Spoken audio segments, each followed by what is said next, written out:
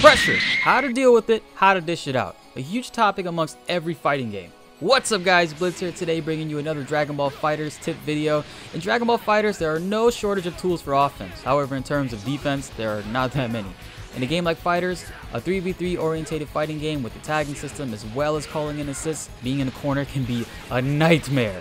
But there are ways to get out. Now when someone gets you in the corner and they're constantly ending their strings with forward medium, it can be intimidating to deal with because that is an overhead attack.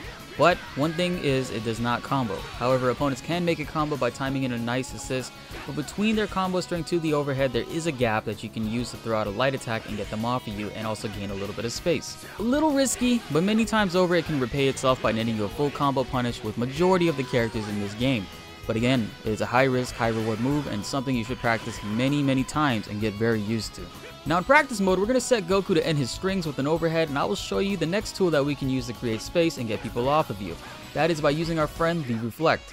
This move is inputted by pressing back and the key blast button, and it can get you out of a situation, especially if your opponent has a gap in their string or they're trying to relentlessly pressure you. You can even instant air dash after the Reflect to put pressure on your opponent and land a full combo to turn the tables. Sometimes throwing out an attack at the perfect time can result in a trade if you do it a bit late. It can even mess up your opponent's rhythm and allow you to now pressure them.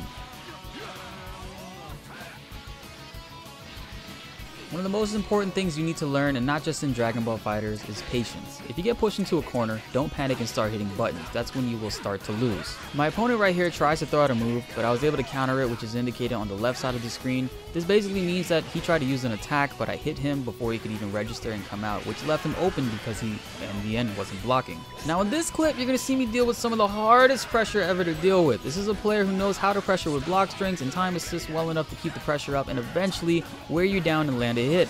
The safest thing to do in this situation is just to tag out, but a lot of players, including myself in the beginning, would die a lot trying to tag out because they're trying to use quick tag, which is the forward and assist button.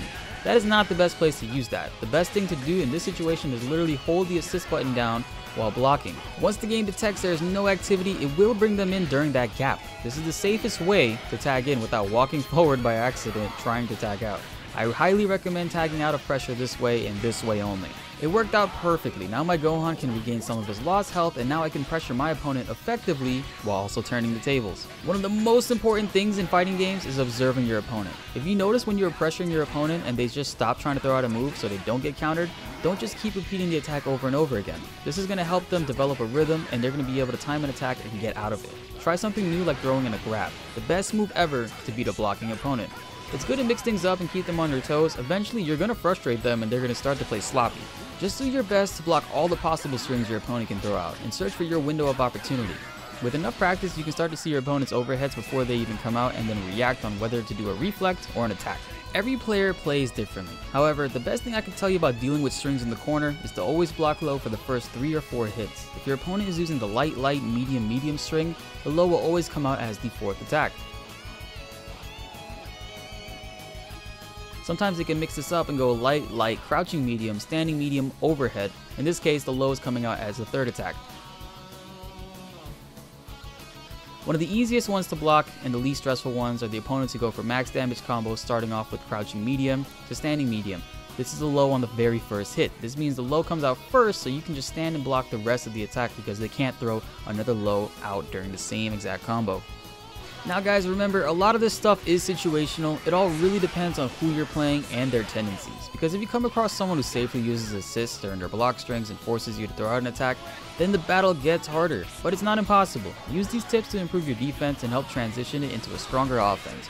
Be sure to also like and subscribe for more Dragon Ball FighterZ videos. I'm going to be making more videos like this because I really enjoy learning how to improve my game as much as I love editing videos of it to help you guys out. Comment below if you have any other questions or ideas that you want me to cover, and be sure to stay tuned to the channel. My name is BltzZ, and thanks for watching.